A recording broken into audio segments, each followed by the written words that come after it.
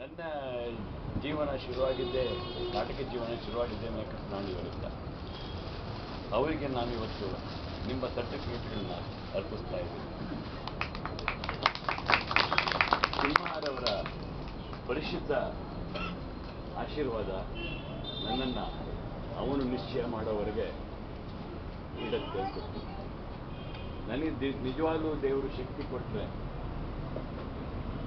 ಇನ್ನೂ ಎಷ್ಟೋ ಕೆಲಸಗಳನ್ನ ಮಾಡೋಕ್ಕೆ ಒಂದು ಪ್ರೋತ್ಸಾಹ ಸಿಗುತ್ತೆ ಅಂತ ಅಂದ್ಕೊಂಡು, ಎಲ್ಲೂ ಯಾವ ನಟನೂ ಕೂಡ ಒಂದು ಶ್ರೇಷ್ಠ ಮಟ್ಟವನ್ನು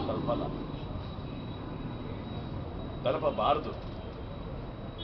ನಾ ಇನ್ನೂ ಕಲಿಬೇಕು, ಇನ್ನೂ ಮಾಡಬೇಕು ಅನ್ನೋ ಅದಮ್ಯ ಚೇತನ ಅವನಲ್ಲಿ ಬರಬೇಕು.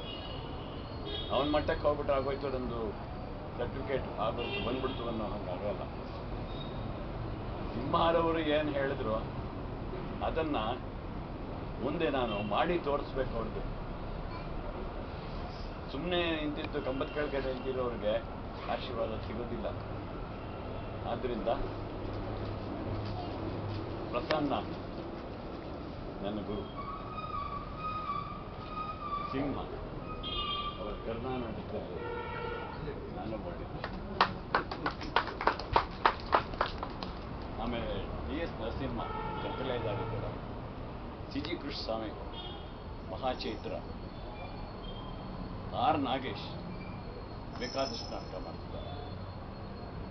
ಇವರೆಲ್ಲರ ಪರಿಸರದಲ್ಲಿ ನಾನು ಬೆಳೆದು ಏನೇನು ಡೈರೆಕ್ಟರ್ಗಳು ಹೆಂಗಿರ್ತಾರೆ, ಹೇಗೆ ಡೈರೆಕ್ಟರ್ ಮಾಡ್ಬೋದು ಅನ್ನೋದನ್ನು ತಿಳ್ಕೊಳ್ಳೋದೊಂದು.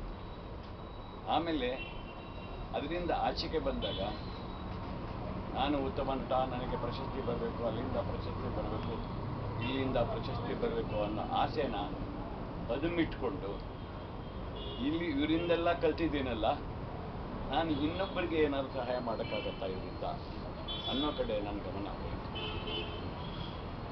ನಾವೇ ನಾಟಕರಾಗಿ ನಿರ್ದೇಶಕರಾಗಿ ಹೋಗ್ಬಿಟ್ರೆ